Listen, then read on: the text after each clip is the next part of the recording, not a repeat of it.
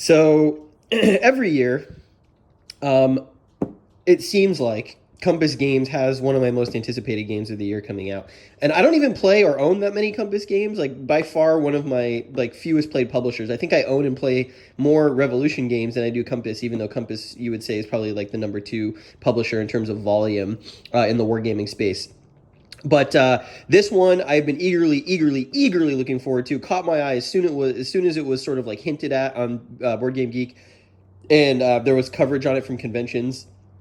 Similar to last year, where Barbarians at the Gates was my most anticipated game and ended up really delivering. I'm very optimistic about this. This just arrived. This is 1812, War on the Great Lakes Frontier, from Compass Games and designer, let's get it right, Ken Reppel. It is a very interesting looking game, kind of carries the torch forward, as the designer would tell you, from games like Mr. Madison's War and Amateurs to Arms, both of which I own and very much enjoy. And of course, you have to say it like 1812 because there's an exclamation mark. Very nice cover art. I love the blue and gold color palette. Is this Tecumseh? I guess we'll find out as we look through here. But this is a big game, and it's not a simple game. And it's really nice to see the War of 1812 get a treatment that is large and in-depth. This is a two-map game. I'll do my best to get the maps out on the table. But let's take a look at what comes in this box real quick, because it is an absolutely beautiful production. I think one of Compass's best. The last time I opened a Compass game that I was this impressed with the components was the game about Granada. I think it was called Granada: Last Stand of the Moors. So anyways, let's take a look. Okay, upon opening the box, we have got several decks of cards. This is the U.S. deck. It looks like these are all U.S. Cards. This is a CDG. Looks like we've got ops events, and we've got decks that represent different years of the war. Obviously, the War of 1812 was a 3-year affair, 1812 to 1814. So we've got two decks there for U.S. We've got British deck cards. We've got U.S. deck, more U.S. decks. So it looks like we've got two sizable decks of cards for British and the U.S. Looks like this third pack is split. We'll open these and just look at them a little bit. We've got a package of dice, a bunch of different dice. And what I find really interesting about this game is that the combat system, depending on sort of like a matrix of various situations, you use different dice in combat. We've got 4d6s and 4d8s, and you'll roll these in some combination depending on how the combat is going to go. We've got some maps, which are absolutely beautiful. Absolutely love the artistic treatment on these maps. And I'll get these out and we'll try and lay them side by side if my table is big enough. I believe they connect long on the short edge, so it's a very long map, but it is really unique as well, the projection. We'll look at that in a minute. Here we've got the playbook. This one is super chunky. How many pages is that? 60-page playbook. Go through that in a minute as well. First, I want to start with the rule book. The rule book is also pretty chunky. Like I said, this is not a simple game. There's a lot going on here, but it is very nicely laid out. I love the illustrations, lots of examples, lots of visual aids. So even though it is long and chunky, it looks like a lot of that space might be taken up by full color illustrations talking about the counters, sequence of play, how to play a strategy card.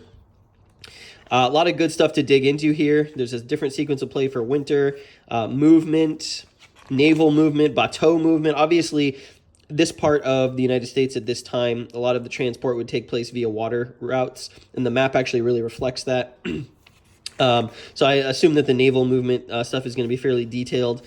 Here's an example of moving along the coast of one of the Great Lakes. Love the Great Lakes region as well. That's the other reason that I'm sort of was taken by this game, because it's one of my favorite parts of the country. Just absolutely beautiful. And we need more games that explore the history of that region because it is very interesting.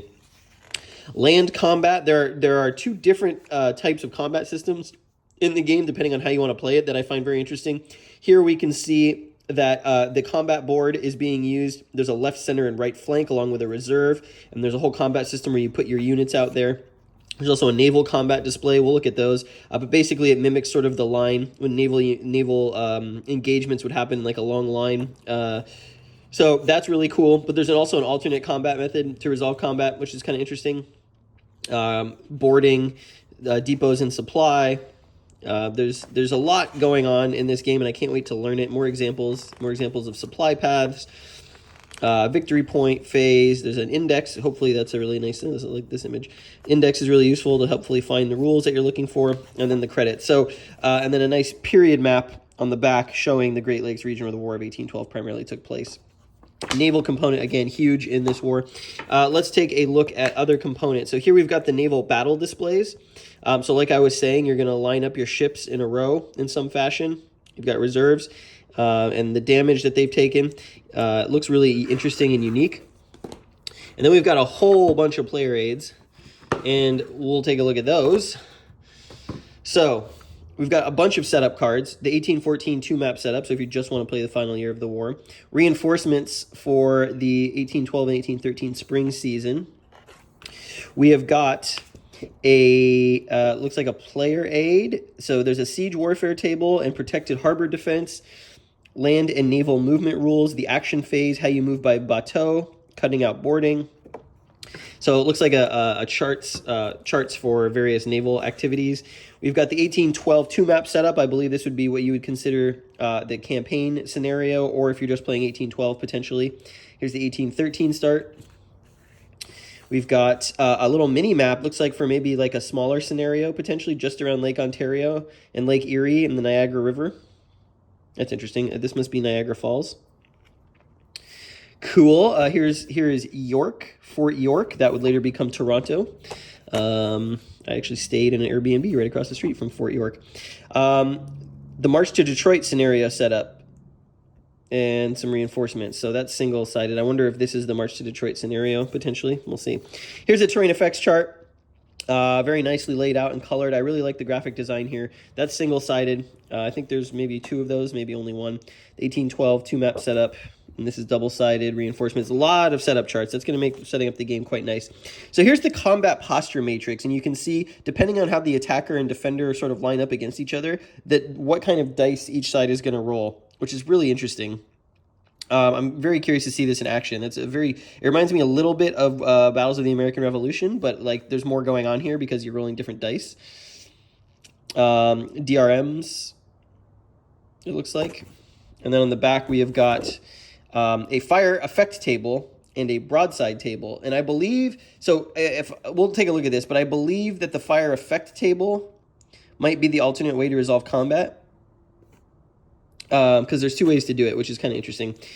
The 1813 two-map setup and the 1814 two-map setup, lots of setup charts, which is really nice. They didn't have to do all of this, but it's very nice. McDonough's Pirouette, 1814 East map scenario with some special rules. The Montreal two-step, which is 1813 East map scenario and reinforcements. The Battle of Lake Erie. So that's, and then we've got the Fat Dog Bites scenario, 1812. I wonder what year that starts. It looks like you construct the decks out of specific cards. That's kind of cool. All right, then we've got the counters. These are wrapped probably because they're just going to fall everywhere. But before we get to that and the cards, I just want to take a look at the playbook real quick because there's some interesting stuff in here. So there's one map scenarios. There's two map scenarios. Looks like 1, 2, 3, 4, 5 one map scenarios. So you don't have to use both maps when you're playing the game, which is nice. Two map scenarios. Looks like one for each year. Okay, so I found this really interesting. Quick play land combat. There's a fire effects table provided for solitaire play and for players who would prefer to resolve land combat in this manner, which is really interesting. So instead of using sort of the combat setup or the combat, let's see if I can, where did I put those? Here they are. Instead of using the sort of land combat, like left, center, right, lead regiment in reserve, you can just use a single die roll on the fire effects table to resolve combat. So if you want something that plays a little quicker, I think that's really cool that he developed both of these. And especially if you're looking to play solitaire and you want something that's quick to resolve, I like that a lot. He also did the same thing for naval combat as well, quick naval combat, which is cool. Here's an example of how naval combat works in sort of the row. Here's and there's some solitaire play tips as well. So how you can, because it's a CDG, how you can play with the cards. So you deal the hands but don't look at them, and you just draw the top card from the hand. So you're playing kind of inefficiently, essentially. Some of the rules that you would ignore playing solo, which is kind of neat. A lot of thought and love apparently went into this game, is what it appears to me on presentation, first presentation. Here's a bunch of historical notes, the chronology. Can't wait to read this. After the War of 1812, the leaders, all the different important folks. Henry Dearborn, obviously a very famous American. Who's the other one that I'm thinking of? James Winchester, James Madison, who's obviously the president. By the way, fun history fact. I believe James Madison was the last U.S. president to lead troops in combat directly during this war. There's not been another U.S. president who has led troops on the battlefield while he was president, right? Obviously, Eisenhower.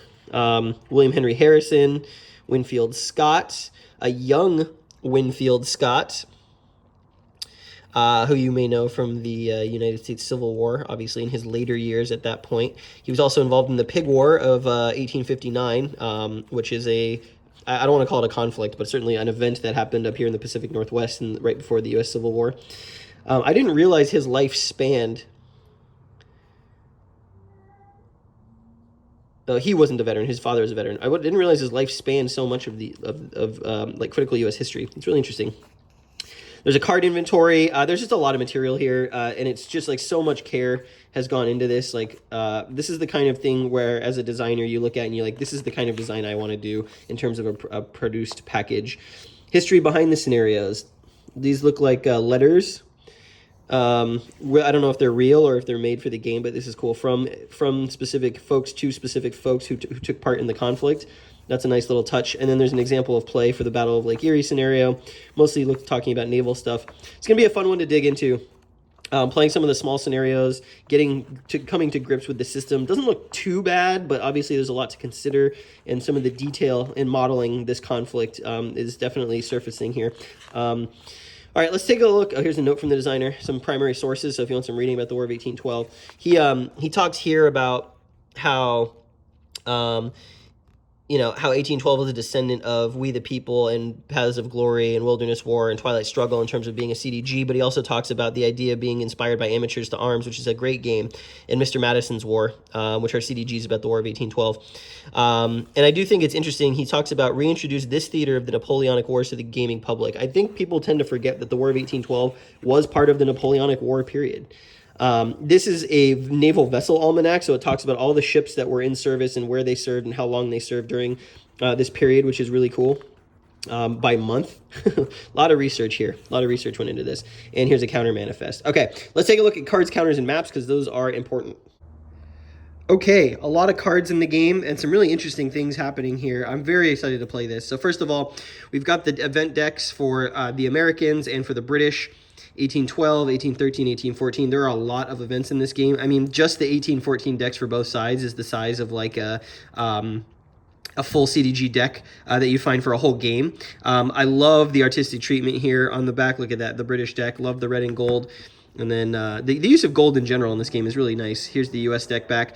These look like you're going to be integrating them in, like most CDGs, depending on what year of the war you're playing. Certain events are going to be used in certain scenarios. What's interesting about these is there's no artwork on the cards. All of the cards are just text, but I love the graphic design, the border being colored, the way that there's so much space for so many of the effects to be used, to be put in text here, the titles. This looks like it's going to be a really, really meaty game in terms of variety and replayability with how many cards there are here. There are different events, so there are event cards. Some of these are combat cards, if I can find one. Post-combat, naval pre-combat, tells you when you can play them. Just a lot here, which is really cool. There's also, for each side, here's the U.S. ones, there's an evade and a combat card, and I would expect that these would be used for something like when there's going to be a combat, depending on, you secretly choose one of these and then reveal it. I'm just guessing. But based on what you choose, maybe there is a combat, maybe there's not. So there's one of these for each player. And then over here, we've got this is going back to that combat matrix I showed you. So this is going to be the attacker's tactics and the defender's tactics, or I guess strategies. And it shows you on each card the matrix. So if you choose line advance and they choose probe, you'll roll 2d6. If you choose line advance and they choose line advance, you'll roll 1d6, and the defender will roll 1d8. And then also each of these cards gives you a specific sort of special power when you choose it for combat. So for line advance, you negate the refused flank advantage. For a refused flank, you get a +2 DRM if the other person chose flank, or if you're being flanked. So a lot of interesting interactions here with the combat. Really very keen to see how this works out. But there's 5 cards for the defender, and there are 5 cards for the attacker, and I assume this is going to make the combat very interesting. So these are all the cards you get in the game. This is quite a lot. I would expect there are maybe close to 200 cards here. And it always seems like War of 1812 games have the most cards of any CDG. I don't know what that's about, but I think it's really cool. Okay, here are the counters. Here's the British counter sheet. Looks like there are 2 counter sheets.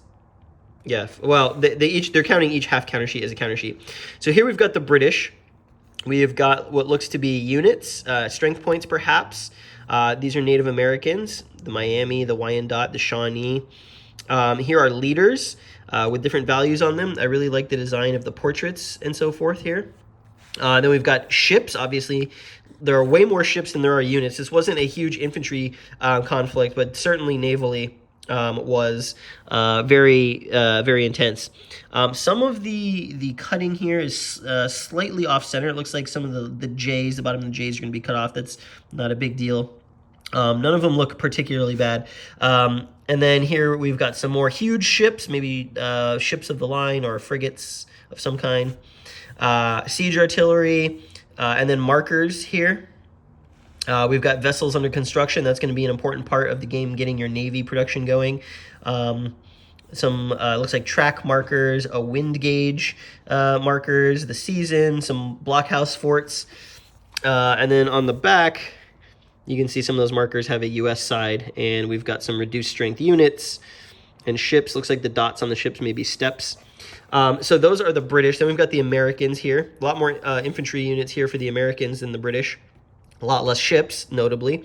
Got some of the leaders here. Got 2 different versions of Scott, assuming he gets promoted. There's Commodore Perry. He's famous. More British. Oh, so it looks like there's more British units here. So it does look like the infantry is a bit comparable. 2, 4, 6.5 rows of infantry there. We've got 2, 4, 6.5 rows of infantry there. So yeah, force pools are pretty balanced. Really like the counters. They're very nice. Let's punch some of these blank ones to see how quickly they come out. Oh yeah, those are just gonna fall right out. That's pretty nice.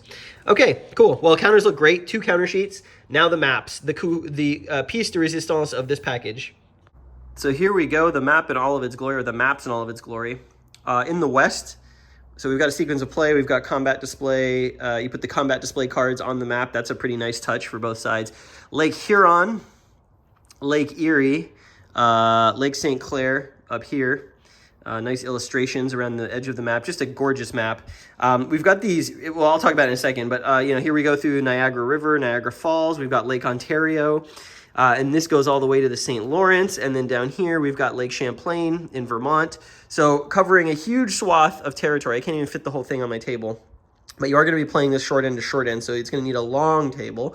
And this is the battlefield of the War of 1812, all along the Great Lakes, as the title of the game would have you believe. And what I find very cool is the way that the designer has projected the map. He's basically taken out all of the impassable terrain and just removed the hexes, right? So that's why you get these really weird shapes, and it really shows you the accessible land routes in and around this part of the country. So here, for example, this is Pittsburgh, Pennsylvania. The only land route to get to Erie is up here. And then once you're on the lake, so much more freedom to maneuver. Again, reinforcing the importance of the naval aspect of the terrain. Here we've got this awesome sort of like, from you would see in like Age of Exploration maps with the sea monster in the lakes. Is there one in Lake Champlain? Do we have the Lake Champlain monster? No. Just a really, really nice visual display of the battlefield. It's really unique. You don't see a lot of games do this with the narrow corridors of movement. Really curious to see how that affects gameplay. We got the sequence of play on the map, records track for various things, the turn record track, the event block, so which events, I guess, look to be available. Wider war with the United States, so this is, I guess, reflecting the rest of the War of 1812 going on outside of this theater. Montreal here. It's just a really, really lovely production. And actually, north is this way, so we're looking at it like this. This is the way that it should look. Can't wait to get this one to the table. Gonna want to play this at a convention. Probably the whole thing would take you multiple days to play. Here you can see around Ohio and Indiana some of the land routes. There's Fort MacArthur leading into Lake Erie and Lake Huron up here. Here's Fort Mackinac, the island off of Michigan. Been there, seen the fort. It's really nice, beautiful place. So yeah, this is 1812 War on the Great Lakes Frontier. A beautiful design, a beautiful production, I should say, from Compass Games and designer Ken Reppel. This looks fantastic, and if Barbarians at the Gates is any indication, this may appear on my top 10 list at the end of 2023.